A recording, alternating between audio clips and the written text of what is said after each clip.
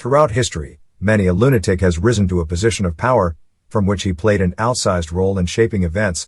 Take the lunatic general who destroyed Napoleon, despite being deluded that he was pregnant with a baby elephant, or the Pope who took vindictiveness to lunatic levels by digging up and trying the corpse of a predecessor, or the Caliph who adopted some, let us say, unusual consumer protection measures. Following are 20 things about some of history's most lunatic events and people. Number 20. Persecuting others is one way to demonstrate zeal. The mad Caliph was desperate to demonstrate that being born to a Christian mother did not make him a soft Muslim, so he departed from the tolerance hitherto displayed by Muslim rulers to Christians and Jews. He went on a religious persecution bender, destroying synagogues and churches. His targets included the Church of the Holy Sepulchre in Jerusalem, the one housing the cave where Jesus is thought to have lain before his resurrection. The lunatic Fatimid ruler also banned pilgrimage to Jerusalem. He added to that by ordering Christians and Jews to wear distinguishing clothing to identify them. Jews were further singled out by Al-Hakim, who ordered that they wear bells, so they could be identified by sound as well as sight. Number 19. Taking consumer protection to lunatic extremes. Mad Caliph Al-Hakim's lunatic conduct went beyond religious persecutions. It included one of history's most bizarre consumer protection practices ever. He reportedly used to walk through the markets of Cairo looking for deceptive merchants, while accompanied by a giant African slave named Masood. Whenever he came across a merchant cheating buyers, the mad Caliph would order Masood to publicly sodomize the crook right then and there. To this day, when people in Cairo encounter a merchant whom they suspect is trying to cheat them, they threaten to bring Masood. Number 18. The Lunatic League of Blood. Japan's seemingly crazy conduct during World War II was rooted in decades of lunatic movements that shook and sometimes dominated the country in the years before the conflict. In those days, Japan was caught in a vice between an urge to preserve its heritage and the need to modernize lest it succumb to Western imperialism, as most of Asia had already done. A volatile mix of nationalism and militarism took an already touchy situation and made it worse, ultimately leading to the decision to attack Pearl Harbor. En route, there was plenty of craziness, such as the League of Blood, a violent ultranationalist organization, resembling Hydra from the G.I. Joe fictional universe, that sought to change Japan via murder. Number 17. A lunatic organization's lunatic leader. Japan's League of Blood was headed by a lunatic Buddhist preacher named Nisho Inoue, who had experienced some mystical visions in the 1920s while wandering around China. The visions convinced him that he had been chosen as Japan's savior, and that the country needed a spiritual rebirth. So Inoue returned to Japan, opened a school, and taught an agrarian philosophy that advocated the superiority of farmers over workers, and rural life over urban. Inoue slowly began radicalizing his students. Within a few years his school had morphed into a training center for ultranationalists pining to make Japan great again. By returning to the traditions of past centuries, in 1932 Inoue preached that Japan should be reformed with an assassination campaign. Number 16. Lunatics impose their will on Japan. The ultimate aim of Nisho Inoue's targeted assassinations was to dismantle Japan's secular government and restore supreme power to the emperor. So he and his disciples drew up a list of 20 leading liberal politicians and rich industrialist pro-Western types, whom they viewed as evil obstacles, standing in the way of Japan's nationalist rebirth. Then, with the slogan "One person, one kill," the League of Blood's killers fanned out to remake Japan. In February 1932, they killed a former finance minister and a wealthy industrialist. The following month, Inoue turned himself into the police, who treated him with respect as a patriot. In May 1932, Japanese Navy officers associated with the League of Blood assassinated the Prime Minister, Inoue Tsuyoshi, indicative of Japan's weakening democracy. Many sympathized with the killers and all got off with light sentences. Inoue was sentenced to prison in 1934, was amnestied in 1940, and spent the rest of his life a free man until his death in 1967. Number 15. The lunatic ruler who depopulated his country. Few countries have been cursed with as lunatic a ruler as Equatorial Guinea was with Francisco Macias Nguema, 1924 to 1979. Equatorial Guinea is a small African country with a population of about 1 million people. It had significantly fewer during the events described here. For such a tiny country, Equatorial Guinea has endured more than its share of national suffering. As lunatic a ruler as ever existed, Nuema had few equals in sheer murderous craziness. An admirer of both Hitler, he seems not to have fully grasped Nazi nuance about race or how Hitler viewed Africans, and Marx. Nuema described himself and his political philosophy as Hitlerian Marxist. He visited upon his people a genocide that killed or exiled up to 60% of the population. To put that in perspective, although the better-known Cambodian genocide claimed more total victims, Pol Pot had a bigger population base to victimize. Pol Pot also killed only about 25% of his people. Number 14. The Roots of a Lunatic. Francisco Macias Nuema's villain background story is as lunatic as it gets. He was born into a poor peasant family in the then Spanish colony of Equatorial Guinea, the son of a witch doctor from neighboring Gabon. Nuema's father had fled his native land after his dark practices, which included human sacrifice and cannibalism, made him unpopular. He was dedicated to his craft, however so dedicated that he sacrificed one of his own children, brother of Nuema, an event that left the future tyrant scarred for life. Nuema's witch doctor dad gathered a cult following in Equatorial Guinea. However, he got into a dispute with the Spanish colonial authorities when they demanded that Africans toil on Spanish-owned plantations for slave wages. A request for higher pay got him beaten to death. His wife, bereft of the loss, committed suicide a week later, leaving an orphan Nuema and 10 siblings to fend for themselves. Number 13. Rise of a Lunatic. When Macias Nuema was orphaned, he was taken in by some wealthy Spaniards, who saw to his education in a Catholic school. He muddled his through to graduation, but was no brainiac after completing his education. Nuema failed a civil service examination 3 times, however Nuema had political talents, and got himself elected mayor of a town under the Spanish colonial administration. When Equatorial Guinea began a transition phase to independence in the 1960s, Nuema served as a member of the territorial parliament. When the country gained independence in 1968, he was elected president. That 1968 election has been the sole free election held in Equatorial Guinea to date. Nuema, and his family after him, have held the country in an iron grip ever since. Early in his rule, Nuema made clear what he thought about elections by executing his defeated electoral opponent. Number 12. Abolishing the currency and adopting a barter economy. Equatorial Guinea's population was about 350,000 when Macias Nuema was elected in 1968. By the time his rule came to an end in 1979, over half had been killed or had fled into exile to escape his lunatic rule. He began in 1969 by forcing the country's entire Spanish population to leave, and to leave their assets behind. On the one hand, the Spaniards were a reminder of the hated colonial rule, and their accumulated wealth had been forcibly and unfairly robbed from the natives during colonialism. On the other hand, the Spanish settlers included a majority of the professionals, technocrats, and experienced civil servants necessary for the smooth functioning of the former colony's economy and government. Both the economy and government crashed. Nuema responded with the lunatic expedient of abolishing the currency and switching the country to a barter economy. Number 11.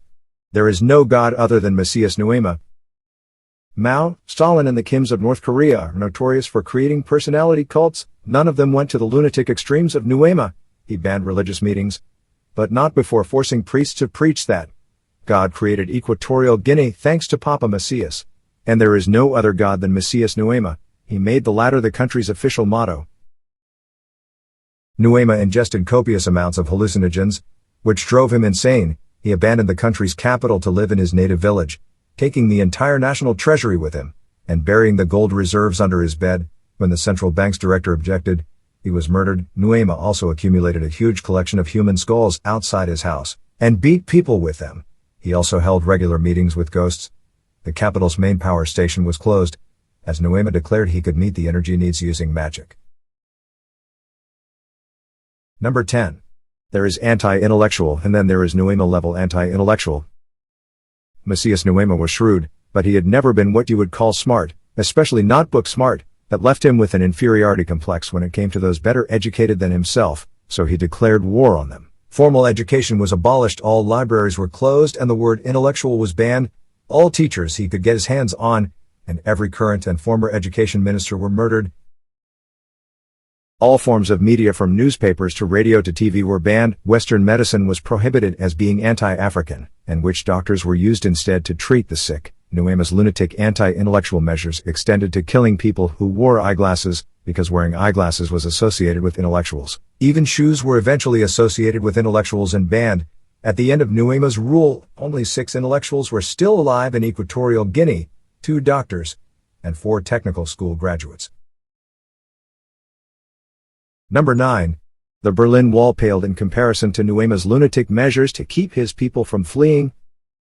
Macias Nuema was murderous in both his public and private lives. The thought of other men having known his women sexually so displeased him that he killed all his mistress's former lovers. Dissent was brutally crushed. Troublesome journalists were hacked to pieces, the bits thrown into the ocean to feed the sharks.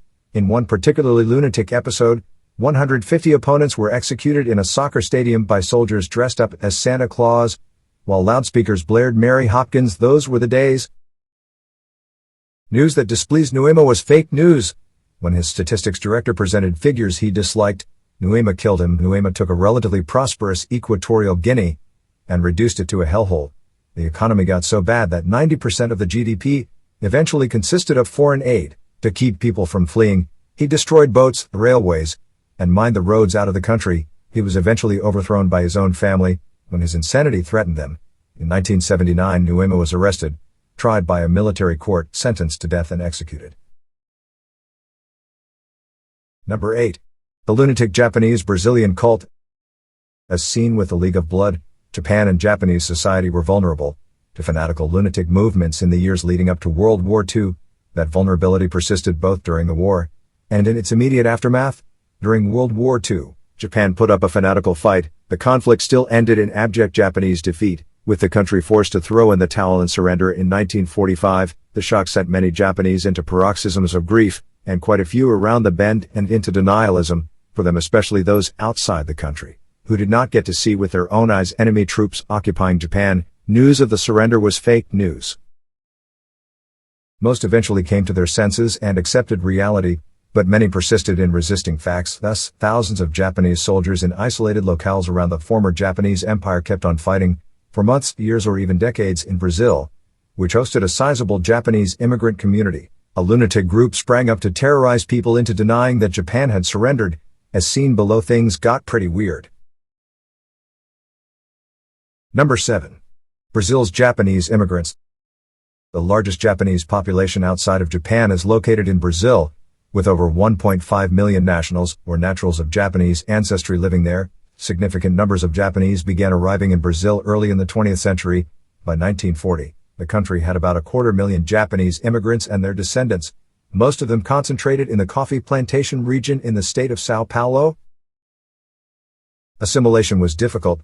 Brazil was a completely different country with a different language, religion, customs, climate, and food, so quite a few immigrants reacted by becoming lunatic in their hyper-Japanese, embracing their birth country's traditions, mores and nationalism, with a fervor exceeding that of those actually living in Japan. In the 1930s, Brazil's government embarked on a course of forced assimilation, which effectively banned Japanese language media. Since many Japanese could not speak the local Portuguese, they were effectively cut off from news beyond their immediate immigrant community. Number 6. Cut off from the outside world. Brazil joined the Allies in 1942, which further deepened the isolation of the country's Japanese immigrants. All communications with Japan were severed, and no new Japanese were admitted. The immigrants' radio sets were confiscated. Those living in the more urban coastal areas, where access to news was easy, were expelled and relocated to the more rural interior, where access to news was quite limited. Cut off from the outside world and reliable news, Brazil's Japanese immigrant community became ripe for and ready recipients of unreliable news. As a result, many were hurled headfirst into a world of alternative facts, one in which Japan was winning World War II. By the time the war ended in 1945, many Japanese Brazilians sincerely held the lunatic belief that Japan had triumphed. Those who disagreed, or said any different, were in for rough, at times lethally rough treatment. Number 5. The lunatic Shindo Renmei. Violent clashes erupted in 1942 between native Brazilians in rural Sao Paulo and the Japanese immigrants in the vicinity. So a former Japanese army colonel named Junji Kikawa founded Shindo Renmei, League of the Way of Emperor's Subjects, as a self-defense organization for Japanese immigrants. Kikawa urged the immigrants to protest their mistreatment, with steps such as ceasing the production of peppermint, which included ingredients used in making explosives, and vital wartime material for making parachutes. He also advocated more direct steps, such as acts of sabotage. By 1945, Shindo Renmei had a headquarters in Sao Paulo and 64 branches in Brazilian localities with Japanese immigrant communities. Number 4. The lunatic belief that Japan had won World War II. During the war, Shindo Renmei became more and more lunatic, as it took a turn towards ultra-nationalism. With most Japanese Brazilians cut off from reliable news, Colonel Kakawa and his followers stepped in and filled the information vacuum with news that amounted to little more than wishful thinking. As Japan reeled from defeat after defeat, Shindo Renmei told the Japanese immigrants that Japan was marching from triumph to triumph. The claims included a decisive Japanese victory in Okinawa, where America lost 400 warships.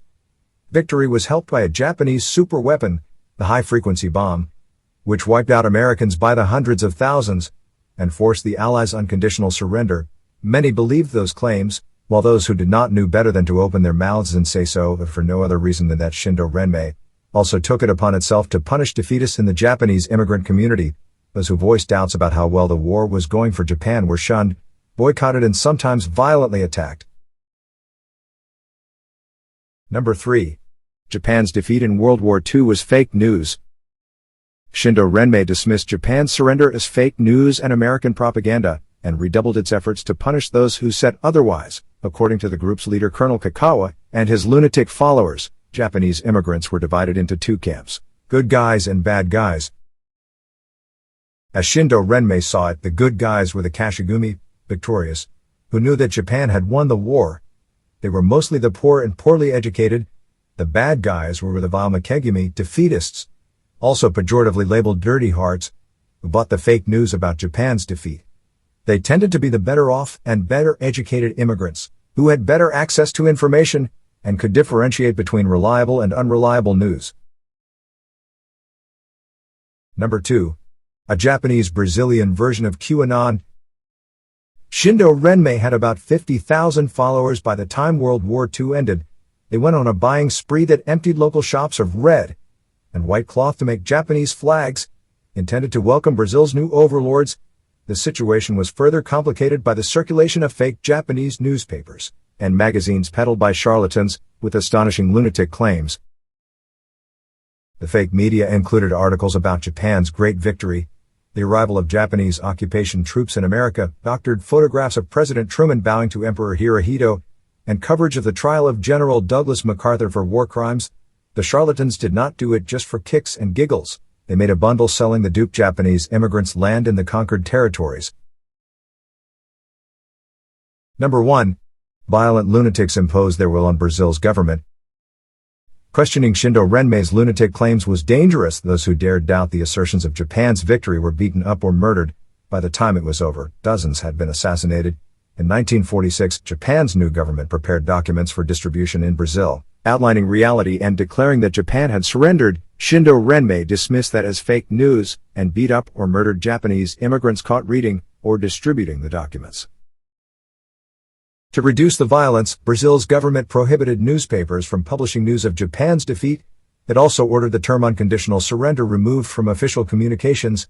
Things then gradually simmered down. A last lunatic gasp occurred in 1950, when Japan's Olympic swimming team visited Brazil. When its members expressed shock at the idea that Japan had won the war, diehards claimed that the athletes were actually Koreans masquerading as Japanese. That was so ludicrous that it eroded Shindo Renmei's last remaining support, and the organization soon vanished into history's dustbin.